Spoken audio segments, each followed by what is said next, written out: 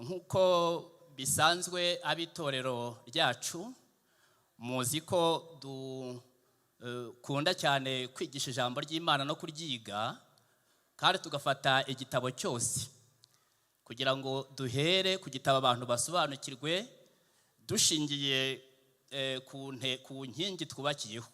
Ariko ntabwo najya kuvuga inkingi ntaravuga intego dufite, intego y'itorero ryacu cyangwa se intego yacu yo guhesha Imana icyubahiro dusohoza inshingano nkuru twasigiwe n'umwami wacu Yesu Kristo mu mwuka w'itegeko risumba yandi. Iyo niyo ntego yacu twubakiyeho tugenderaho, tukagira n'inkingi esheshatu, ariko inkingi nyamukuru nyine ni Kristo. Inkingi ya mbere nuko tubwiriza ijambo ry'Imana tutarigoreka, kandi n'uwababwira ngo buri wese uko duteranye tuvuge ku nkingi zigize itorero ryacu twashobora kubisubiramo.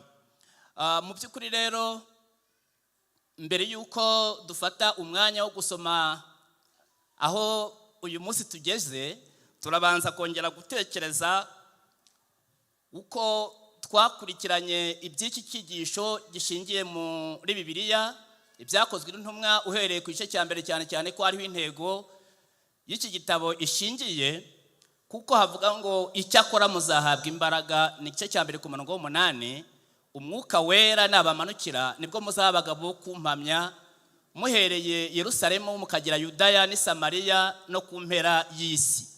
Aho ngaho harimo intego nkuru ishingiye muri iki gitabo, kandi iyi ntego irakomeza kuko n'ibindi byose twashoboye kwiga muri cyo. Duhereye muri icyo gice cya mbere twabonye yuko icyo umwami Yesu yasezeranije abigishwa be cyangwa se intumwa ze cyarasohoye, kuko mu bice bibiri niho bakiriye imbaraga z'umwuka wera. Bamaze kwakira izo mbaraga batangiye kuvuga ubutumwa. Nta muntu n'umwe muri bo wakira imbaraga wabashije guceceka, ahubwo yakomeje gukora ashingiye kuri izo mbaraga yahawe n'Imana. Ntabwo nakomeza ntabibukije yuko dufite umwaka w'intsinzi. Turi mu ntego y'umwaka, tugira intego dushingiyeho, tukagira inkingi twubakiyeho, ariko buri mwaka tugira nanone intego tuba twihariye, tuba twaraganiriyeho.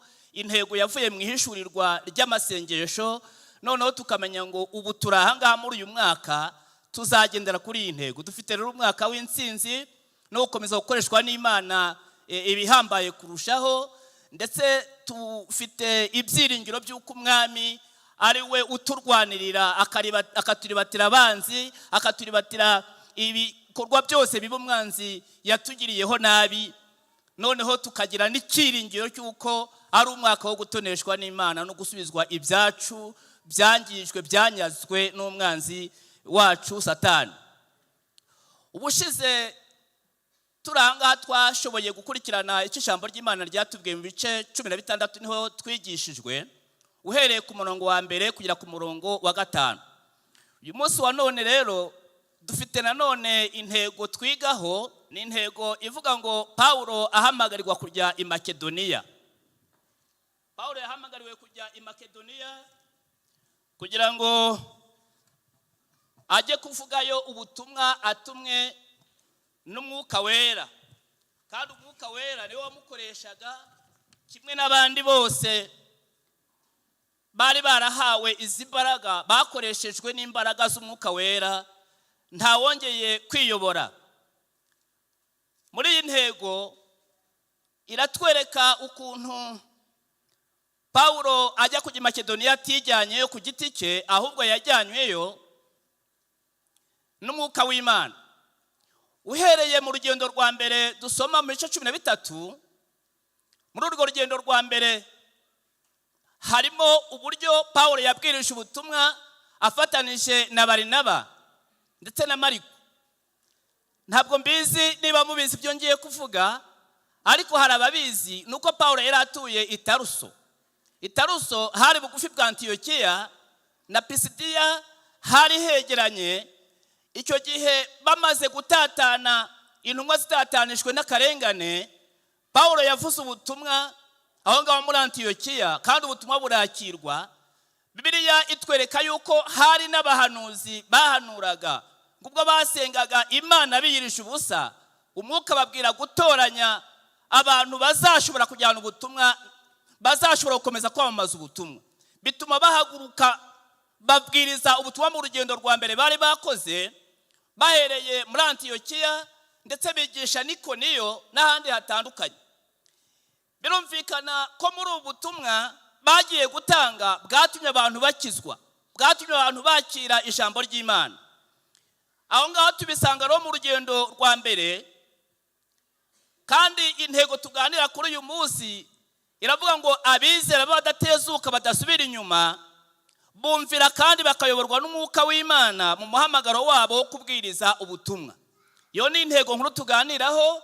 Ushobora kwibagirwa wenda ibindi byose, ariko intego uze kuyizirikana, kuko ari intego nkuru tuganiraho yuko abizera badatezuka badasubira inyuma, bumvira kandi bakayoborwa n'umwuka wera w'Imana mu muhamagaro wabo wo kubwiriza ubutumwa.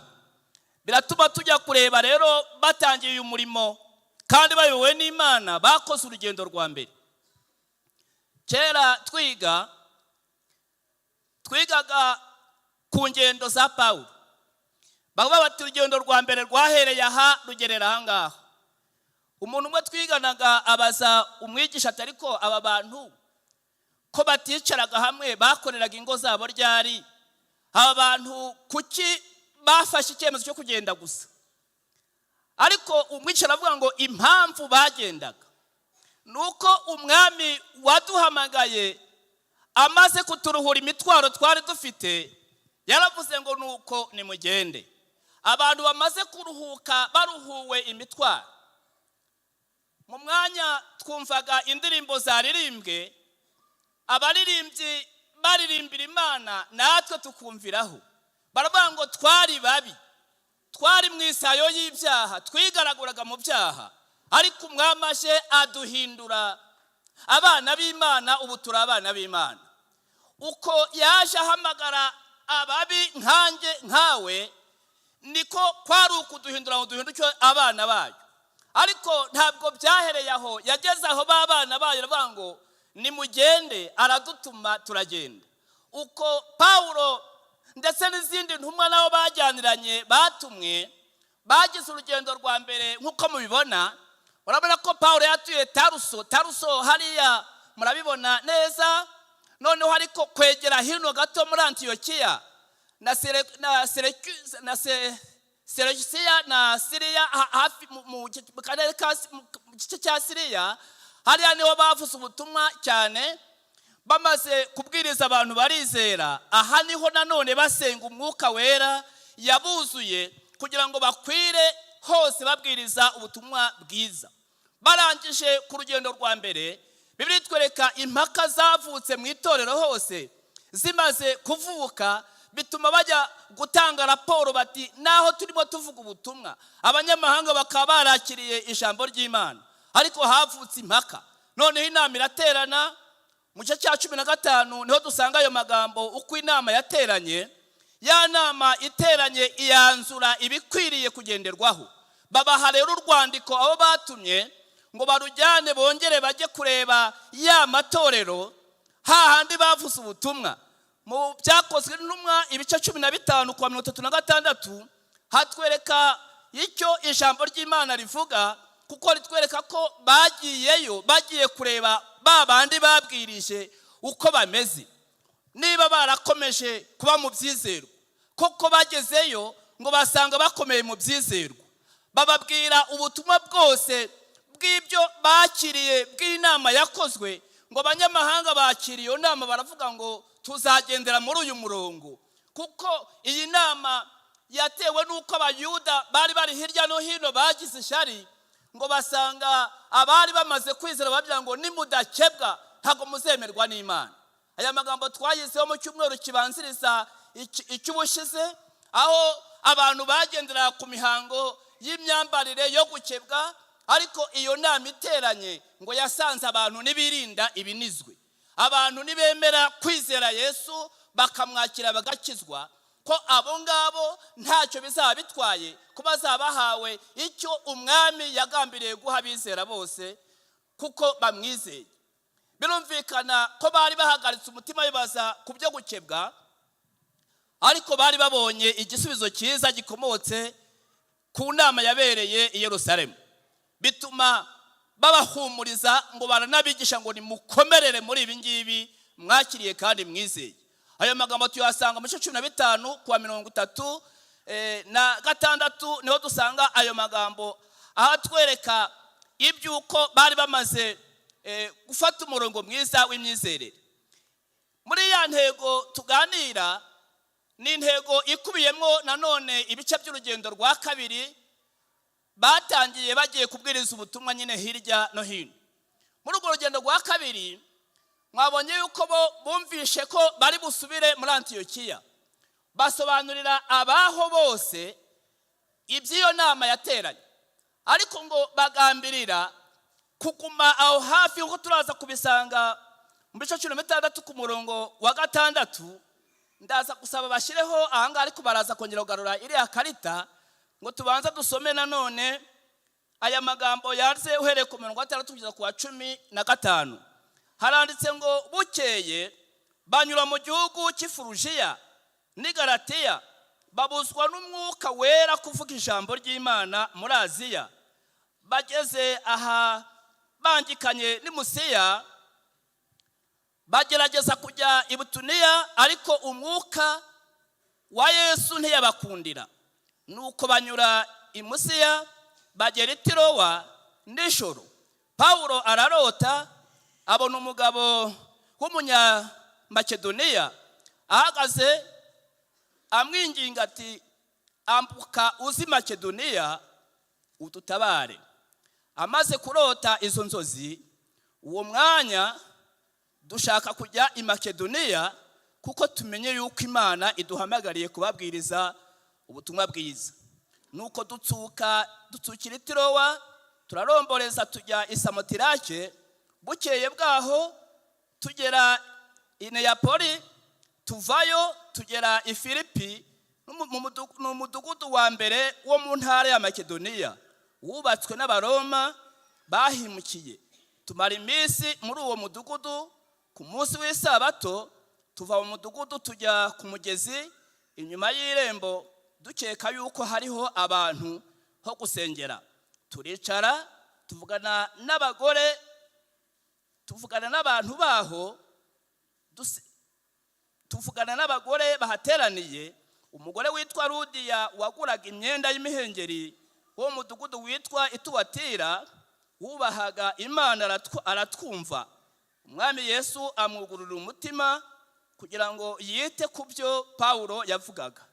Amaze kubatizanywa n'abo mu rugo rwe, aratwinginga ati, nimuba mubona ko nizeye umwami Yesu by'ukuri, nimuzi wanjye mucumbikeyo, araduhata. Imana ishimwe. Muri aya magambo barongera basubizeho ya karita kugira ngo tuze kuhareba neza. Igihe bari hariya Ifurujiya, hariya muri Antiyokiya, bumvaga ku mwuka wabo baguma aho ngaho, kuko hari abantu, hari abizera, hari abantu bakiriye ubutumwa bwiza uhereye mbere. Noneho ngo baguma aho ngaho bumva batari buhave, ariko ngo igihe bari bagambiriye kubwiriza ubutumwa bwiza muri icyo cyerekezo cy'aho ngaho muri za Furujiya, murahabona kuri iriya karita, kandi mugiye kureba no kuri Bibiliya zanyu inyuma muraza kubona aho ikarita iri. Murabona Furujiya ahariho hari hafi ya Galatiya, ngo bumva bazabwiriza aho ngaho. Impamvu bashaka kwigumira aho ngaho ni iyihe? Nuko bari bamaze kuhagira abantu bizeye, bagandira, bavugana. Ariko muribuka ko ngo bagambiriye ko bucya bajya kubwiriza ubutumwa, ngo umwuka wera arababuza, kuko nijoro Pawulo yarose ngo arota umugabo wa hariya i Makedoniya. Urabona ko kuva Furujiya werekeza Makedoniya, ku bantu bazi gupima esheri, n'urugendo runini rugeze nko mu birometero birenga 400. Rwari urugendo rusa naho rubagoye, ariko umwuka w'Imana aravuga ngo mwambuke muze mudutabare. Byumvikana ko abantu bakeneye uwabatabara. Umwuka wera yabwiye Pawulo ko hari abantu bari mu kaga, abaririmbyi baririmbye nakurikiye indirimbo barimbye ngo twari turi babi, twarimo twigaragura mu ivata mu byondo turi mu mwanda, ariko Yesu aje adukuramo, aratubwira ngo nimubeho, aratubabarira, aratwemera, aduhindura abana b'Imana, kandi ubu ngubu turi abana b'Imana. Imana ishimwe. Hariya marayika w'Imana niwe wiyeretse Pawulo ari hariya i Furugiya no muri iriya ntara yo muri Aziya, aramubwira ngo haguruka ujye i Makedoniya, kuko yarahamagaye ngo ngwino udutabare, byerekana yuko abantu bari mu kaga bagomba gutabarwa n'Imana. Baragenda, ikarita nuko ibyerekana, yerekana hariya urugendo rwa mbere uko bakoze n'urwa kabiri, ntabwo bigeze batuza uhereye igihe bakiriye imbaraga z'Imana. Bakomezaga kubwiriza ubutumwa, bakagenda hirya no hino, bakagenda bitaye ku cy'umwami yabatumye bagomba gukora. Nagira ngo tugaruke kuri ya ntego twaganiriyeho cyangwa se twababwiye, kuko abizera badatezuka, badasubira inyuma, bumvira kandi bakayoborwa n'Umwuka Wera w'Imana mu muhamagaro wabo wo kubwiriza ubutumwa bwiza. Iyi ni intego y'abizera. Aba bagabo twababwiye Pawulo na Barinaba, tukababwira Silasi na Timoteyo, ndetse na Mariko wabasigiriye barangije urugendo rwa mbere, kuko ntiyakomezanyije nabo muri rwa rugendo rwa kabiri ngo yasubiye i Yerusalemu. Ariko Imana ibugururira amarembo yo kubona abandi bakozi b'Imana bazakorana umurimo.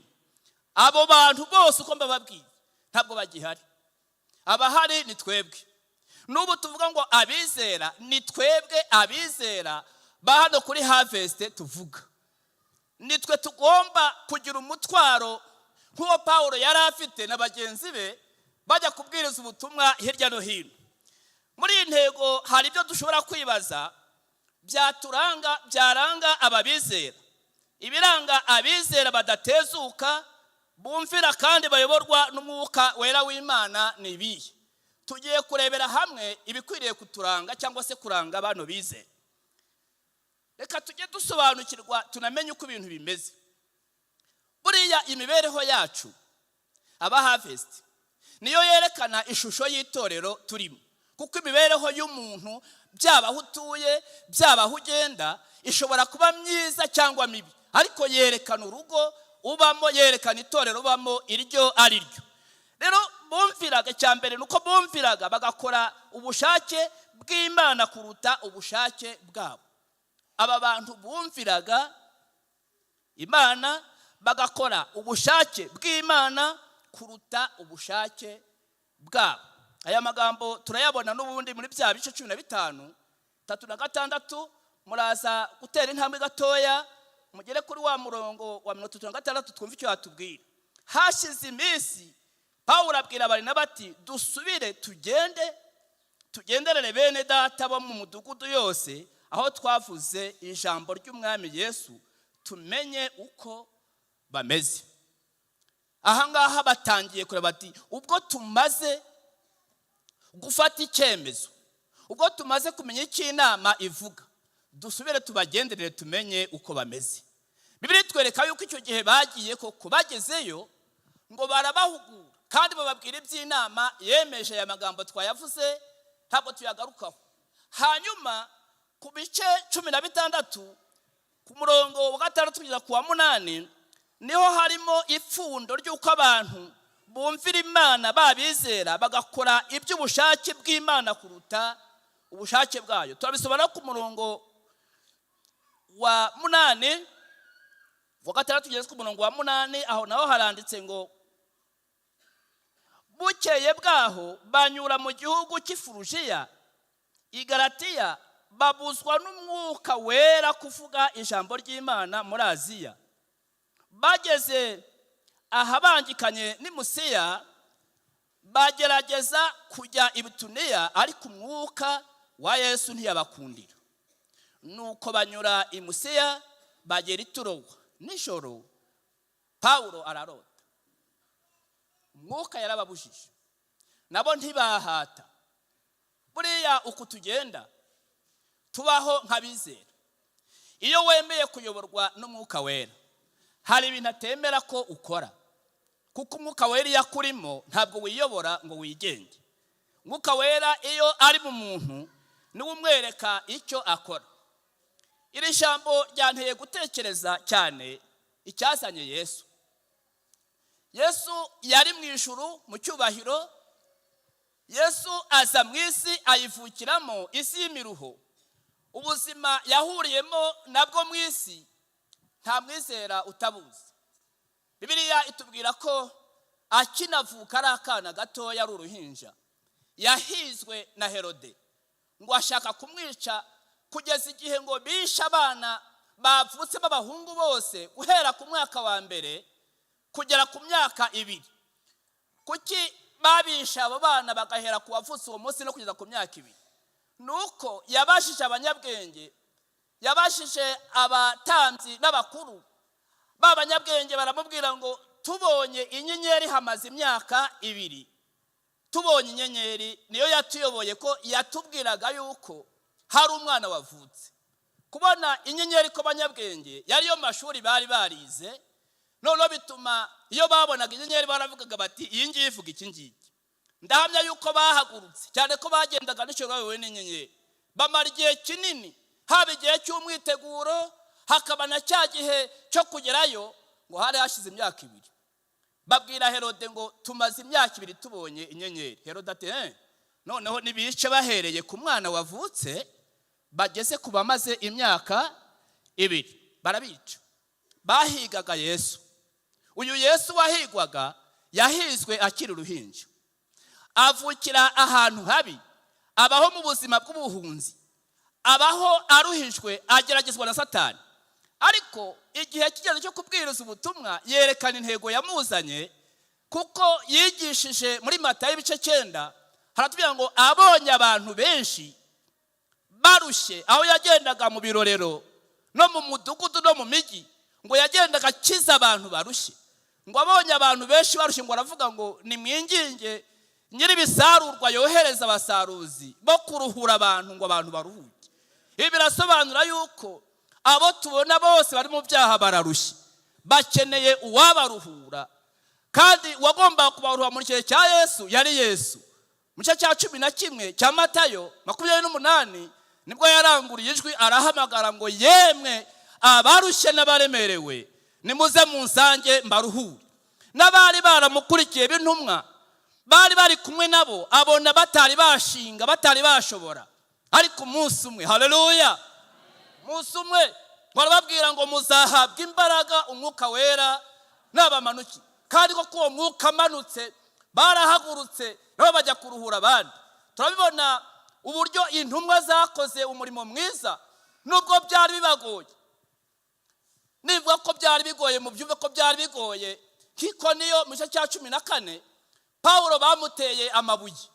Urumva umuntu wagiye mu mudugudu kubwiriza, ikipe y'abantu iragutse bose baguteye amabuye, wavuga ngo ibintu harimo imikino, cyangwa wavuga ngo harimo umunyenga. Byari bikomeye.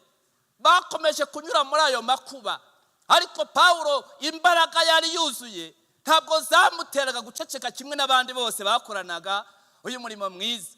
Babwiriza ubutumwa bwiza, baruhura abantu. Nanga twasomye haranditse ngo kuri iriya ngingo ya mbere haranditse ngo bumviraga umwuka wera w'Imana bagakora icyo ababwiye. Bamaze guhaguruka bagiye kubwiriza ubutumwa, babuvuze hose uko twabisobanuye mu ijambo ry'Imana. Kandi igisubizo cyiza nuko ngo abantu bose bakiraga ubutumwa bakizera, itorero rigenda rigwira, abizera baba benshi. Hanyuma tuza kureba nanone ingingo ya 2 igaragaza abizera, ngo bamenyeshwa n'Imana aho ibahamagariye gukora, aho ibahamagariye kuvuga ubutumwa bwiza. Ku murongo w'9 n'uwa 10 haratwereka aya magambo neza. Haranditse ngo nijoro Pawulo ararota abona umugabo w'umunyamakedoniya ahagaze amwinginga ati ambuka uzi Makedoniya udutabare. Amaze kurota izo nzozi, uwo mwanya dushaka kujya i Makedoniya kuko tumenye yuko Imana iduhamagariye kubabwira ubutumwa bwiza. Urundi rwa rugendo rwa kabiri, aho bashakaga gukora ntabwo ariho bakoze, kubera ko hari aho Imana yari bahamagariye gukora, hari Makedoniya. Buriya abantu basoma Bibiliya bashobora kurara ku murongo umwe bari kugusoma, kubera ko ajya kureba ngo harya kuva aho Pawulo yarari za Galatiya akava muri icyo cyerekezo cya Siriya yerekeza i Makedoniya, harimo urugendo rungana iki? Rwari urugendo runini. Bagendaga mu mato, hari aho bagendaga ku maguru, nta butunzi bari bafite, kandi aho bari bagiye nta bantu bizeye bari bahari, kuko bagezeyo hariya i Makedoniya ngo bahise basohorera hariya i Filipi, yari igice kimwe cy'akarere kagize Makedoniya, kuko Makedoniya yari igizwe n'uturere tune. Muri utwo turere tune harimo na za Tesalonike, ariko aho bagereye i Filipi niho batangiye kubwiriza ubutumwa. Bibiliya itwereka yuko bagezeyo ngo bamaze hafi icyumweru cyose bacumbitse aho ngaho, ariko badacecetse babwiriza. Abayuda bari barimo bari bake, ntabwo abayuda bari benshi, harimo abayuda bake bari bataragira icyo bitaga sinagogi. Ibyo byatumaga bashakisha aho umugezi uri utemba kugira ngo ariho bazajya gusengera. Isabato rero igeze, baramanutse begera ku mugezi, aho umugezi utemba, ngo baharebe abantu bahari. Ngo bahasanze abanyamahanga, basanga harimo na Rudiya, basanga abantu benshi baje gusenga na b'abayuda bake bake. Ngo batangira gahunda yo gusenga ya masengesho, ariko intego nkuru cyangwa se amagambo turimo tugenderaho, bari bayobowe n'imbaraga z'Imana, ntabwo bari abantu bo kwiyobora ubwabo. Ibi biratwigisha ubuzima bwo kugirana ubusabane n'Imana. Iyo udafitanye ubusabane n'Imana, ushobora gukora ibyo wumva n'umutima wawe, n'Imana ntikubwire, ndetse ikakubona nkaho umutima wawe wabaye akahebwe. Kugirana rero ubusabane n'Imana bituma icyo ukora cyose ukibwirwa n'Imana. Twize ubushize muri iki gitabo cy'Ibyakozwe n'Intumwa, tuvuga ku nkuru za Mose. Mose yagarutse mwa kino gitabo, twerekana kandi tunabona mu buryo burambuye uburyo Mose yayobowe n'Imana. Urugendo rwari kugendwa iminsi 3, barugenda imyaka 40, kubera ko yagiranaga ubusabane n'Imana. Ntabwo byabagaho ngo agende gusa nk'uwiyoboye, yayoborwaga n'Imana mu buzima bwe bwose. Rero niba twarahamagawe n'Imana turi abizera bayo, igomba kutumenyesha aho dukorera, aho tuvuga ubutumwa. Kandi hari igihe ntaha twateraniye aha ngaha turi benshi, nkibwira ngo buriya kuri Mahoko nta bantu biriweyo, ukanasanga hano hari abantu bari kuzerera, hakaba n'ubaza atese usengerayo, akakubwira ngo jyewe nta rusengero njyamo. Barahari rero, bene abo nibo dutumwaho, kuko bararushye n'indushyi. Kandi iyo wamaze guhabwa izi mbaraga z'Imana, Imana iragutuma. Burya Imana ihora iguhamagara ngo genda unkorere. Cyo cyatumye rya jambo rivugwa muri Mateyo 28 risoza ngo nimugende. Ariko ntabwo Imana yakubwira ngo genda nawe urindushyi, ikubwira ngo genda kuko waruhutse, utagifite imitwaro, ikakohereza kujya kuruhura abandi. Ukagira umutwaro kuko hari abandi bantu Yesu yapfiriye batari bakira agakiza, batari bamenya kugira neza kw'Imana. Bari abantu barushe, ntabwo Pawulo buno yarapfuye ntabwo yagaruka ngo aze kubabwiriza, ariko turahari, twarasigaye. Mushumba wacu mukuru ubu ngubu bavuye mu ngendo kure, yahoza duha intashyo, ntabwo yashobora gufata umwanya ngo ajye hariya kuri Mahoko ajye kubwiriza bari abantu babo. Reka turebe n'abo duturanye, abo bose umwami aradutuma ngo nimugende mubabwirize. Niba mwararuhuwe n'Imana mukaba mutakiri indushyi, muyoborwa n'Umwuka Wera w'Imana, umutwaro wo kubwiriza ubutumwa uzakomeza kutubaho. Nta wundi rero Imana yatuma kuri bari abantu keretse jyewe nawe ngo tugiye kubabwiriza ubutumwa bwiza. Hari icya gatatu cyerekana uyu muntu uyoborwa n'Umwuka w'Imana, uyu muntu w'umwizerwa. Ntabwo bacibwa intege, abizera ntibacibwa intege bakoresha amahirwe yose bahawe n'Imana kubwiriza ubutumwa bwiza bahereye aho abantu bari. Aya magambo turayasanga mu murongo wa 11 na 13 haranditse ngo nuko dutsukira i Tirowa turaromboreza tujya i Samotirake. Bukeye bwaho tujya Samotirake, bukeye bwaho tugera i Neyapoli. Tuvayo tugera i Filipi muri wa mudugudu wa mbere wo mu ntara ya Makedoniya wubatswe n'Abaroma. Bahimukiye tumara iminsi muri uwo mudugudu. Ku munsi w'isabato tuva mu mudugudu tujya ku mugezi inyuma y'irembo, dukeka yuko hariho abantu, hariho ahantu ho gusengera. Turicara tuvugana n'abagore bahateraniye ubutumwa bwiza. Birumvikana ko hariya igihe bari batinze hariya muri ya mudugudu bagombaga gushaka aho bateranira ku munsi w'isabato. Ntabwo bacitse intege z'ibyo babonaga. Mu rugendo rwaho y'urusesenguye igihe bari bariyo, ntabwo byari urugendo rworoshye kuko hari abantu batari bizera Imana. Kandi tukwiye gusobanukirwa yuko hariya hari harakoronijwe cyangwa se hayoborwa n'Abagiriki bari bafite imana zabo z'uburyo butandukanye kandi nyinshi. Bagiraga imana zitandukanye, ariko muri izi mana bagiraga zitandukanye hari haje abandi bo kwigisha Imana ihindura, Imana ikiza, Imana ibabarira ibyaha. Kubana n'abantu nk'abo byagombaga kubaca intege, ariko ntago bacitse intege. Bakomeje kuvuga ubutumwa bwiza, ntibacibwa intege n'ibyabageragezaga. Kandi burya ikimenyetso cyo gutsinda ni ukudacika intege. Ijambo ry'Imana mu Bagalatiya 6:9 haranditse ngo ntimucogore gukora neza kuko igihe nigisohora muzasarura, ariko kuko mutaguye isari. Ntabwo gucika intege kwabaye mu mitima yabo. Ese byaterwaga n'iki? Igisubizo kirahari, ni umwuka wera w'Imana wari ubarimo yatumye badacika intege. Ntibatsindwa n'ibyabageragezaga, kandi byari biriho, ariko ntabwo byabatsinze.